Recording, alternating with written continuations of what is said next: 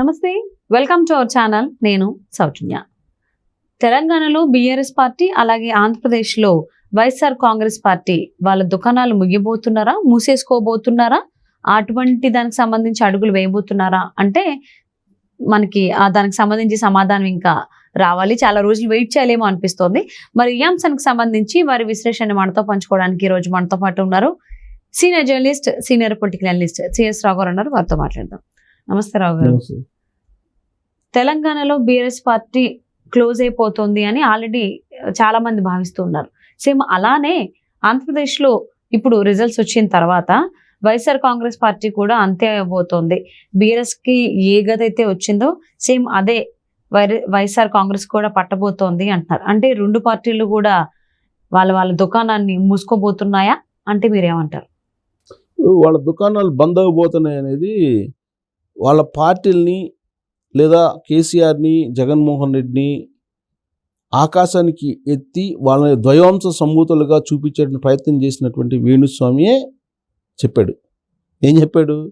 ఆ వీడియో మొత్తం నేను అసలు ఏం చెప్పాడు ఇతను అసలు చూద్దామని చెప్పేసి నేను నిన్న కొంచెం చూస్తే ఆయన ఏం చెప్పాడంటే, ఆంధ్రప్రదేశ్లో 2024లో రాబోయేటువంటి ఎన్నికల్లో జగన్మోహన్ రెడ్డి సీఎం, మీరు రాసి పెట్టుకోండి. 2029లో కూడా జగన్మోహన్ రెడ్డి సీఎం రాసి పెట్టుకోండి అని చెప్పి ఆ యాంకర్ ఎవరు ఉన్నారు పాపం, ఆ అమ్మాయి కూడా వేణుస్వామిని పాపం ఏదో ఒక రకంగా పైకి తీసుకురావాలని ప్రయత్నం చేస్తున్నాను. మరి ఎందుకు చేస్తున్నారో ఆ ప్రయత్నం ఏంటనేది వాళ్ళకే తెలియాలి. సరే, ఆయన చేసిన ఇంటర్వ్యూలో ఆయన చెప్పాడు, మీరు రాసి పెట్టుకోండి 2024, 2029లో జగన్మోహన్ రెడ్డి సీఎం అని చెబుతూ ఆయన ఏం చేశాడంటే 2024 ఎన్నికల ఫలితాల తర్వాత ఒక ప్రధానమైనటువంటి పార్టీ కనుమరుగైపోతుంది అని చెప్పాడు. మీరు చూసుకోవచ్చు వీడియో కూడా. నాకు అర్థం కాల, ఈ ప్రధానమైనటువంటి పార్టీ కనుమరుగైపోతుంది అని చెప్తే నేను అనుకుంటా లేడీ యాంకర్ కాదు, ఒక జెంట్ యాంకర్ చేసినటువంటి ఇంటర్వ్యూలో అనుకుంటా. ఏ పార్టీ అని అడిగాడు అతను యాంకరు. అడిగినప్పుడు ప్రధానమైన పార్టీ ఏ పార్టీ అని అంటే ఆయన కమ్యూనిస్ట్ పార్టీలా అన్నాడు. ఏది యాంకరు? లేకపోతే కాంగ్రెస్ పార్టీయా అని అన్నాడు.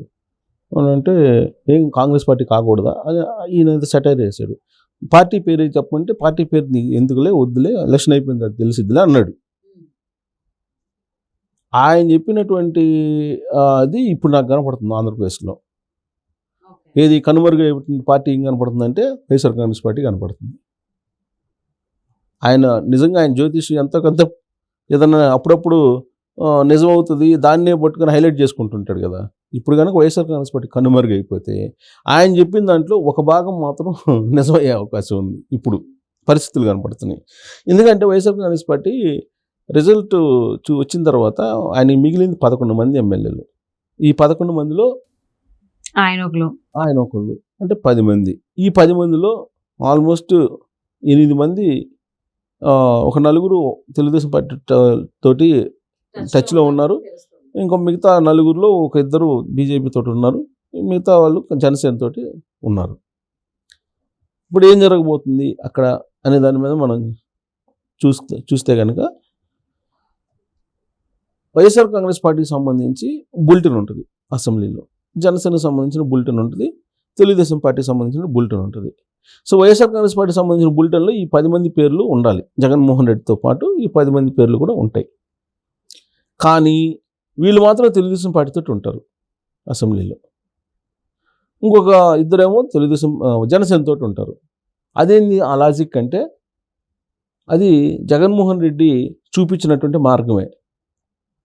ఏంటంటే జగన్మోహన్ రెడ్డి 151 మంది ఎమ్మెల్యేలతో గెలిచిన తర్వాత తెలుగుదేశం పార్టీకి సంబంధించిన 4 ఎమ్మెల్యేలని తీసుకొని వాళ్ళకి తాడేపల్లి క్యాంప్ ఆఫీస్లో దగ్గర తీసుకొని వాళ్ళని రాజీనామా చేయించకుండా వాళ్ళని అలానే పెట్టి కంటిన్యూ చేసి వాళ్ళని చంద్రబాబు నాయుడు మీద లొకేషన్ తిట్టించడానికి ఉపయోగించుకున్నాడు.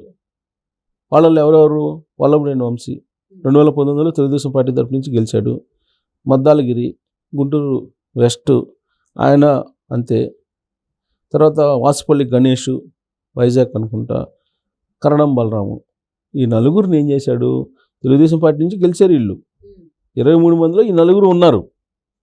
కానీ వీళ్ళ వాయిస్ ఏమో వైఎస్ఆర్ కాంగ్రెస్ పార్టీ వాయిస్ వినిపించేవాళ్ళు. వైఎస్ఆర్ కాంగ్రెస్ పార్టీ తరపు నుంచి మాట్లాడి వీళ్ళని చంద్రబాబు నాయుడును లోకేష్ని తిట్టడానికి లేదంటే వాళ్ళని కించపరచడానికి ఉపయోగించాడు జగన్మోహన్ రెడ్డి.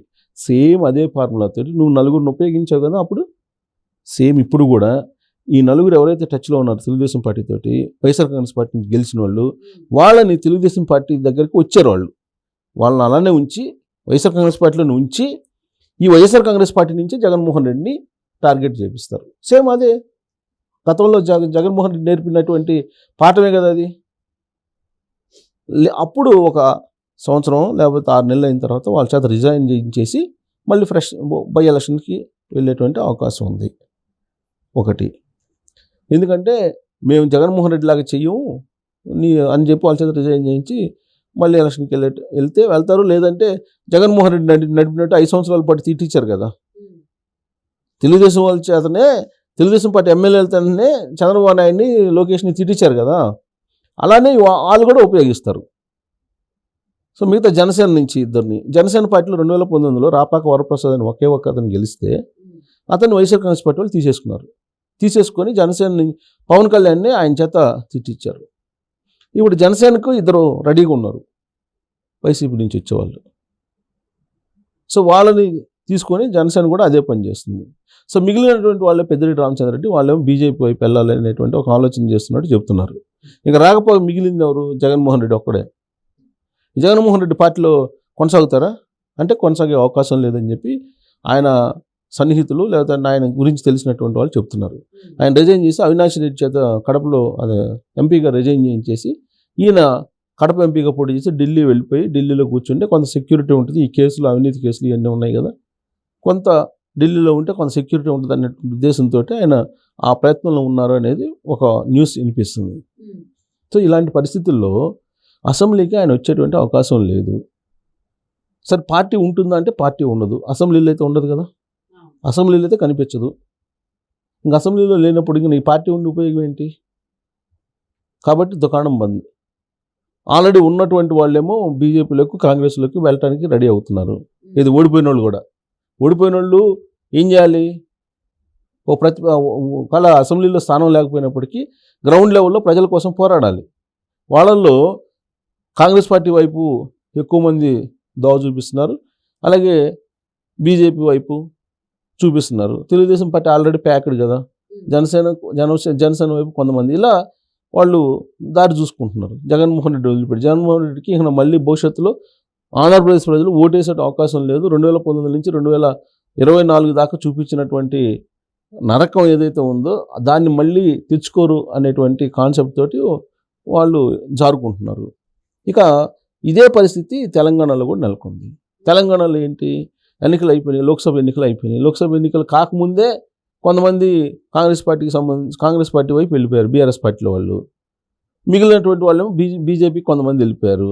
ఇప్పుడు మిగిలినటువంటి వాళ్ళు ఎవరైతే ఉన్నారో ఇప్పుడు కేటీఆర్, కేసీఆర్ తప్ప, హరీష్ రావు, ఈ ముగ్గురు తప్ప, హరీష్ కూడా బీజేపీలోకి అంటున్నారు. అది ఎంతవరకు మరి ఆపరేషన్ అయితే కొనసాగుతుంది, నిజం అది వర్కౌట్ అవుతుందో లేదు తెలియదు. కానీ మొత్తం మీద వీళ్ళిద్దరు తప్ప మిగతా వాళ్ళేమో పార్టీకి వెళ్ళిపోతున్నారు.